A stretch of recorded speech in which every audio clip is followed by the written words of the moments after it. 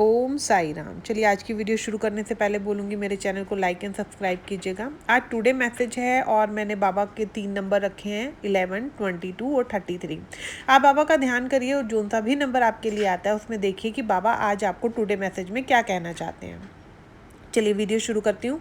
जिन्होंने number 11 choose किया उनके लिए है, हारने ना देना मेरे बाबा, मुश्किल इम्तिहान है, जीत में ही साईं हम दोनों का मान है, क्योंकि तेरे भरोसे मैं और ये ही मेरी पहचान है। इसमें भक्त कहीं ना कहीं आज परेशानी में है, जो बाबा बहुत अच्छे से जानते हैं और समझते हैं, और वो भक्त अपने बाबा से यही मन की बात कह रहा है कि बाबा मुझे हारने मत देना। बाबा भी वहाँ से कहते हैं कि तूने मेरा हाथ पकड़ा है, मैं तुझे छोड़ूंगा नहीं, जीत में ही साईं हम दोनों का मान है। बाबा कहते हैं बेफिक्र रह, जीत मिलेगी, बस तू मुझ पर श्रद्धा और सब्र ही रख। चलिए जिन्होंने नंबर 11 चूज़ किया आगे उनके लिए है, सामने बैठो आप और दिल की हर बात हो, रुक जाए फिर वक्त वही, फिर ना दिन हो ना रात हो, ओम साई राम। मतलब इसमें बाबा जानते हैं कि जो बाबा का भक्त है वो बाबा से बहुत सारे अपने मन की बात को बोलना चाहता है, बाबा को कहना चाहता है कि बाबा काश सब समय रुक जाए, मैं आपसे अपने मन की हर बात कहूँ, आप मेरे समक्ष बैठे हो और आप मुझे सुनते चले जाएं, वो सुकून मुझे मिले। जो मतलब भक्त के मन की इच्छा है ना, बाबा उसे बहुत अच्छे से सुन सकते हैं। तो बाबा आपको आज यही बोल रहे हैं कि मैं तेरे मन की जब हर बात सुन सकता हूँ तो क्या मुश्किल समय में मैं तेरा हाथ छोड़ दूंगा? नहीं, मैं मुश्किल समय में तेरा ध्यान खुद से भी ज़्यादा रखता हूँ। मतलब जितना आप नहीं रख सकते उससे ज़्यादा बाबा आपका ध्यान रखते हैं। आगे है मैसेज जिन्होंने 11 नंबर चूज़ किया है, साईं कहते हैं पल में अमीर पल में फ़कीर, अच्छे कर्म कर ले बंदे ये तो बस तकदीर।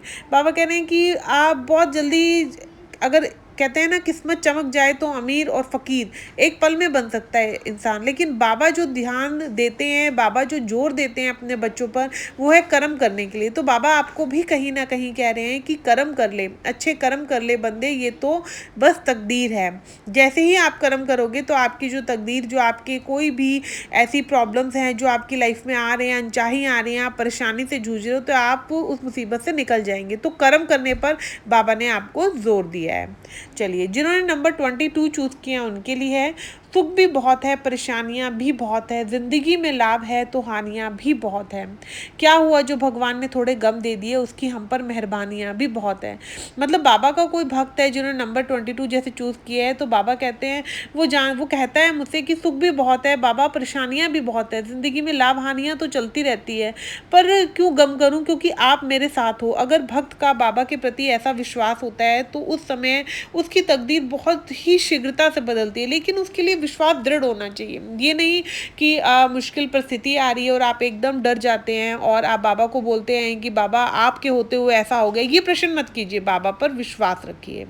चलिए आगे है जिन्होंने नंबर 22 चूज़ किया है, एक बार जिसके साथ विश्वासघात हो जाए उसके विश्वास पर से विश्वास उठ जाता है, जहाँ विश्वास होता है वहीं विश्वासघात भी है।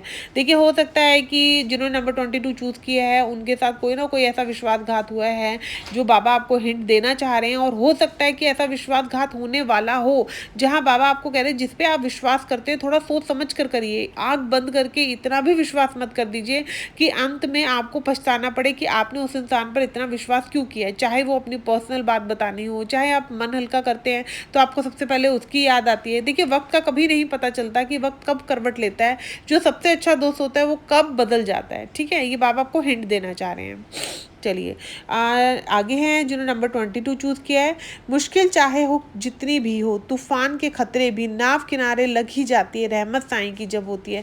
देखिए इसमें बाबा आपको कह रहे हैं चाहे मुश्किल कितने भी क्यों ना आए, तूफान कितने ही क्यों ना आए, खतरे आपको ऐसा लगे कि अब आप नहीं बच सकते, परिस्थिति बहुत अजीब है, आप इस परिस्थिति से नहीं निकल सकते, आप थकते जा रहे हैं, बाबा कह रहे हैं ये ध्यान रख कि नाव किनारे लग ही जाती है, रहमत साईं की जब होती है। मतलब कि जब नाव आपकी चलाने के लिए स्वयं साईं बाबा बैठे हुए हैं, बाबा ही आपकी नाव को चला रहे हैं, तो फिर आप कैसे उस तूफान में आपकी नाव डूब सकती है? ये आपका सोचना ही गलत है। जब आप ये सोचोगे मेरी नाव मेरा बाबा चला रहा है, तो आप देखना परिस्थितियाँ कैसे ठीक होने लग जाएगी। ठीक है, चलिए आगे है नंबर 33। जिन्होंने नंबर 33 चूज़ किया उनके लिए क्या मैसेज है, तेरी किस्मत का लिखा तुझसे कोई नहीं ले सकता, अगर साईं की रहमत हो तो तुम्हें वो भी मिल जाएगा जो तेरा हो नहीं सकता। देखिए बहुत प्यारा मैसेज आया है। बाबा ने यहाँ आपको साफ साफ हिंट दी है कि जो आपकी किस्मत में है ना वो आपसे कोई नहीं खींच सकता। कहीं ना कहीं अगर आप डर में जी रहे हो कि पता नहीं वो मुझे मिलेगा या नहीं, या फिर वो चीज़ मेरे साथ रहेगी या नहीं, या मेरा काम बनेगा या नहीं, तो बाबा कह रहे हैं जो तेरी किस्मत में है ना वो तुझे मिलेगा, वो तेरे हाथों से कोई नहीं ले सकता। हाँ, बाबा ने एक चीज़ और भी बोली है, अगर रहमत हो तो साईं की, अगर आपका बाबा के प्रति पूर्ण विश्वास है, आप बाबा पर पूरा भाव रखते हैं, तो आपको वो भी मिलेगा जो आपकी किस्मत में नहीं है। बाबा आपको ये कहना चाह रहे हैं।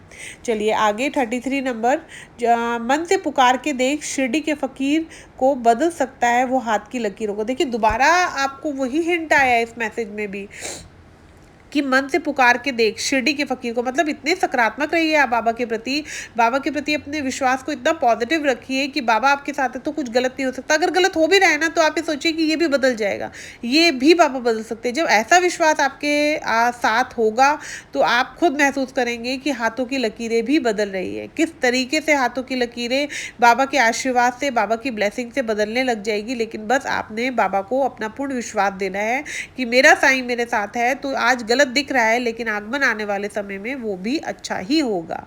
चलिए जिन्होंने नंबर 33 चूज किया उनके लिए लास्ट मैसेज है, जो कल था उसे भूल कर तो देख, जो आज है उसे जी कर तो देख, आने वाला पल खुद ही संवर जाएगा, एक बार ओम साई राम बोल कर तो देख।